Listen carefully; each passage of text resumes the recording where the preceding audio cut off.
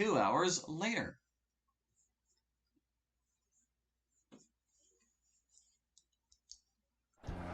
It took some time, but we finally made it off the bus and into the city. We walked over to Yuri's house first so that she could change into some more clean clothes. I can read. Don't get me wrong, she smells great and all, and I love it when clothing that's mine just smells just like her, but I don't blame her for switching clothes. Have you ever worn the same clothes for a week straight? No, that would be disgusting. It's not fun. It gets uncomfortable, almost to the point of being unbearable. Besides that, the bus ride here was uneventful like always, and it's a good thing that nobody bothered me and her. Hey, Hallie. Lead the way for us, please. Oh, right. Looking around the area to try to remember where it is, I end up remembering which way I walk after some time. Oh god. Ah, I know where to go. I gently take her hand in mine until our fingers mesh and give her a confident smile. Follow me. The two of us depart from the bus stop and walk the opposite way of where the pawn shop is.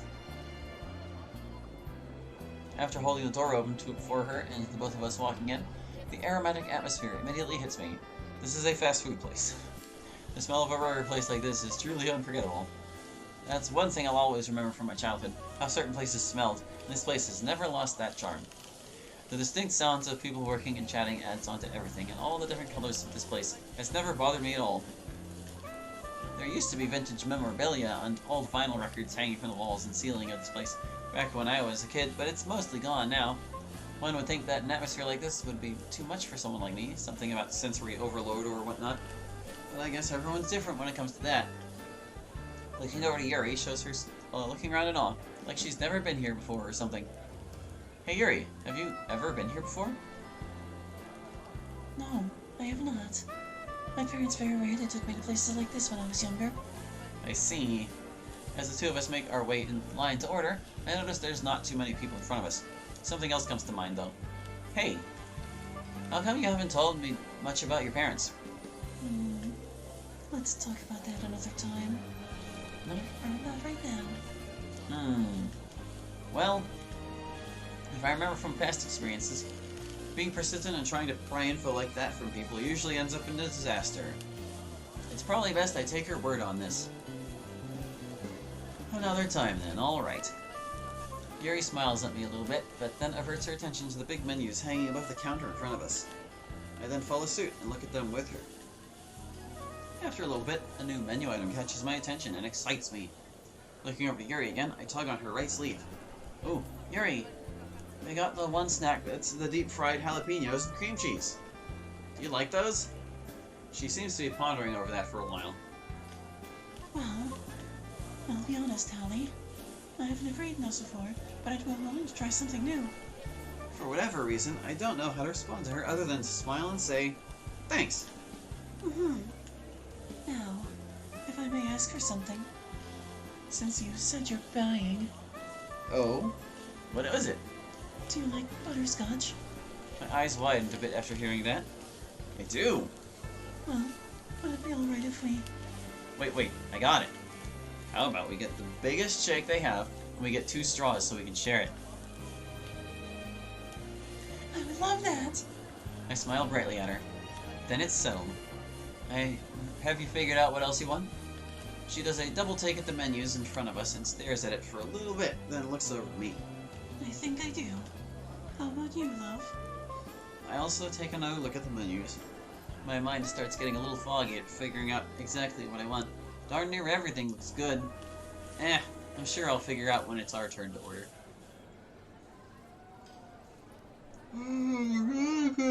BURG! Once everything is all paid for, the person at the cash register gave me some weird square buzzer thingy with a number on it. It's supposed to light up and vibrate when our order is up at the front counter. Hand in hand, the both of us make our way through the not very crowded restaurant to an available table. Once we take a seat, I immediately feel how comfy it is. A bit bouncy, too. I feel inclined to jump up and down a little bit, but not in public.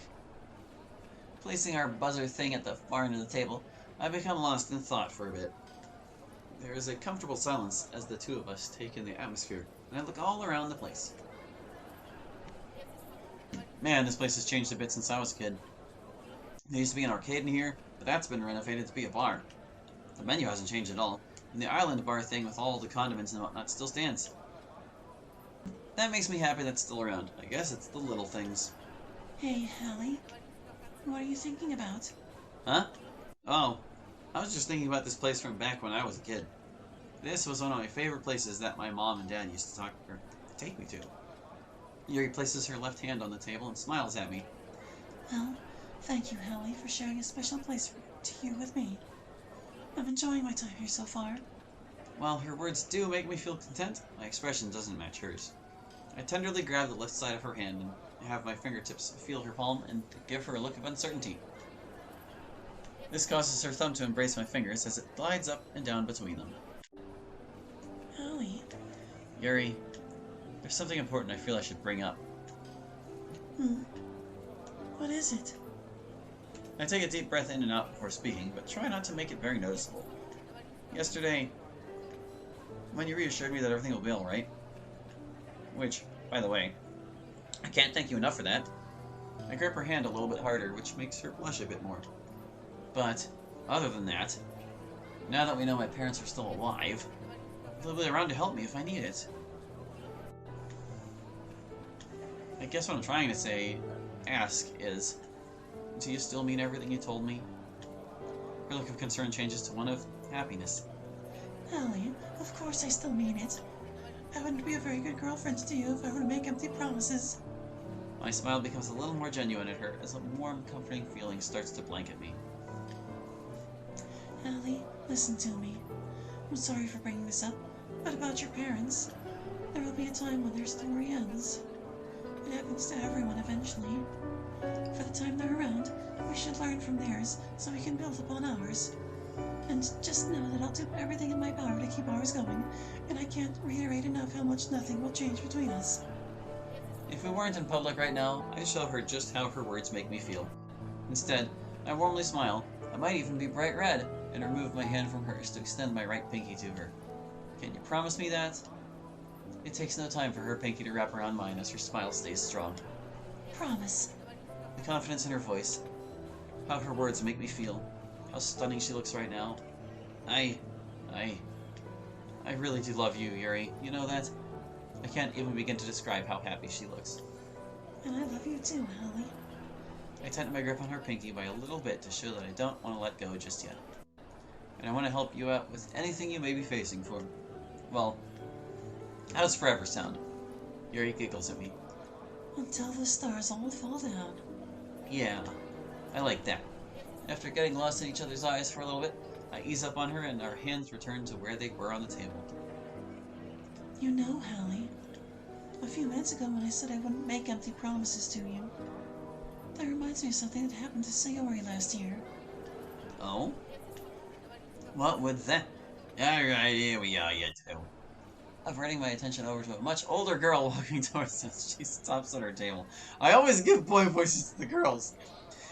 A white and gold colored milkshake in a giant glass cup is placed in between the two of us, and a tray of jalapeno poppers is set down next. Everything in front of us smells wonderful. Next, she sets down 2 small white plates that are about the size of my hand, 2 big plastic colored straws, and 2 sets of silverware wrapped up in napkins. Your order should be up pretty soon. Let me know if you need anything. Okay, thanks. With that, she smiles and walks away from our table, leaving us alone together. I look over to what's in front of us, my mouth staring to water a little bit. Staring? Starting! Eli, that's what it says. I haven't had these in so long. I hastily grab one, its crispy texture not bothering me at all, and bite into it. Pure bliss could probably be seen from my face. These aren't really that spicy, which makes this all the better. Yuri, on the other hand, pulls out the gold knife from her bag and flips it open. At a glance, it looks like she's been keeping it clean for us. She grabs one, sets it on the plate in front of her, cuts it in half short ways with little effort to reveal the green and white insides, and takes a bite. I like these, Hallie. They taste better than I thought they would. But I'm telling you, we're taking one of the straws and sticking it in my side of the shake. Yuri follows suit shortly after on her respective side. Taking a sip reminds me of how long it's been since I last tasted anything with butterscotch in it. The sweetness of it goes great with vanilla. Oh god, I can't hide my smile because of all this, but I am reminded of something Gary said a little bit ago. Oh hey, you said that something reminded you of something? Something? She backs away from our shake and begins thinking for a bit. Oh, that's right. About Sayori. Yeah, what happened to her last year?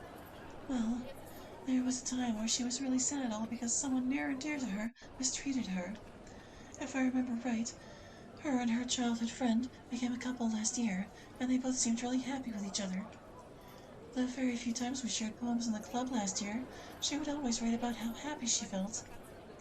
She just had this way of brightening up the club with her words. Yeah, I can see her acting like that. What happened to the two of them, though? From what I remember, he broke her heart by having an affair with a different girl, and he didn't tell her. Oh no! You don't just do that to someone like her! I take a bite out of another one of our snacks as she starts cutting up another one. At first, she told us that things weren't working out between them like she had hoped, and they left each other on surprisingly good terms. It wasn't long after that happened when she found out that he had been talking to another girl behind her back the whole time.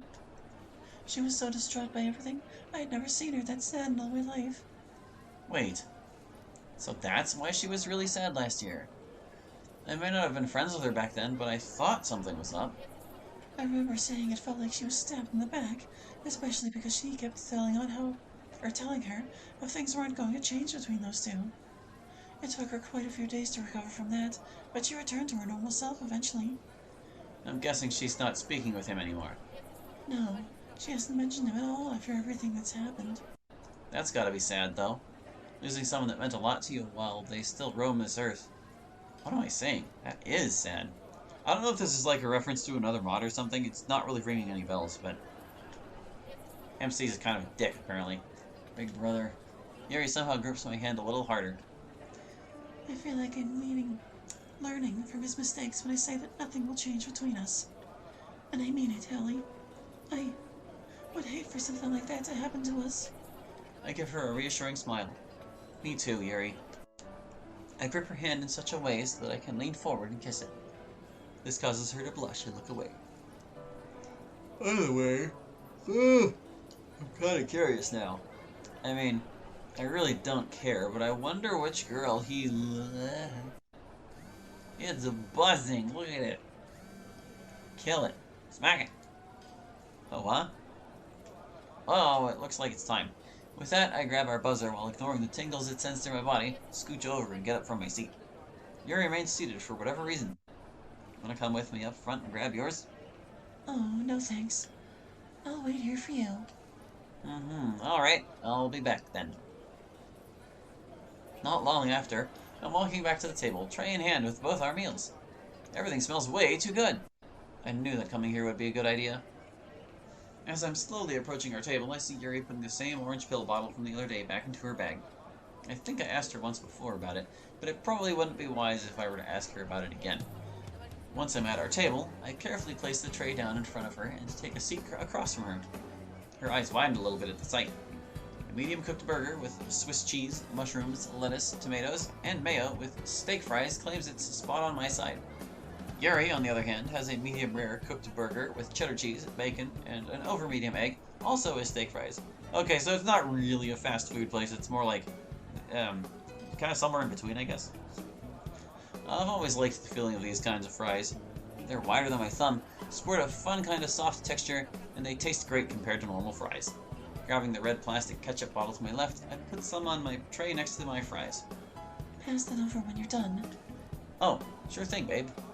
Once that's all said and done, and she has it, I take the tomatoes off my burger and onto a white plate next to me. Don't like the tomatoes, huh?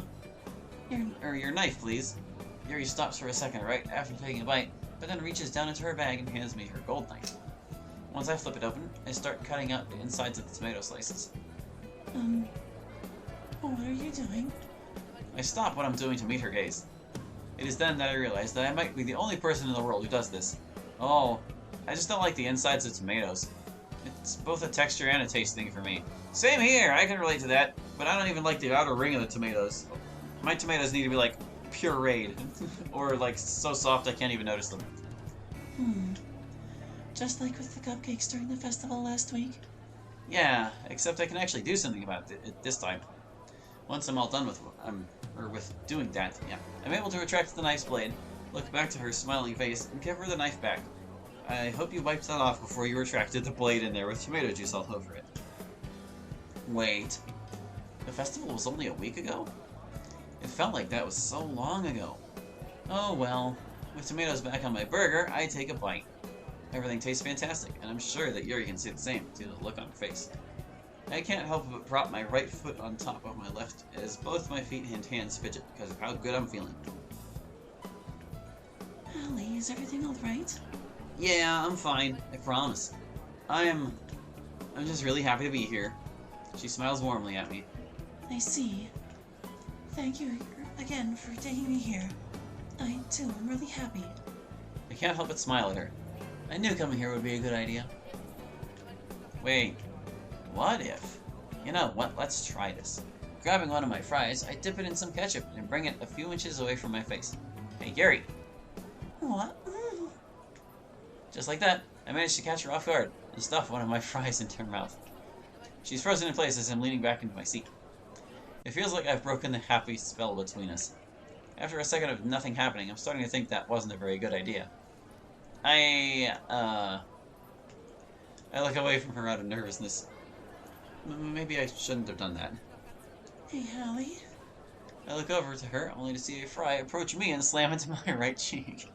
Now I'm the one frozen in place as she recoils, and her fry falls to my lap. Silence falls among us for a short while, until I bring my hands to my right cheek and look at my fingers to see something red. Once the both of us realize what just now transpired, we both start laughing at how silly we just were. Stuffing fries in each other's faces. The rest of our date went by smoothly, as there were no more French fry incidents between the two of us. After leaving the tip for the waitress and leaving the restaurant, we couldn't really think of much that we needed to do in town. Our walk back to the bus stop was nice and relaxing. The breeze feels pretty nice out, and there's considerably less people out here compared to the weekends, which means we had plenty of walking room. Only a little bit of small talk was shared between us as we both ventured onwards, hand in hand, to the bus stop to make our way back home. Man, what a sentence.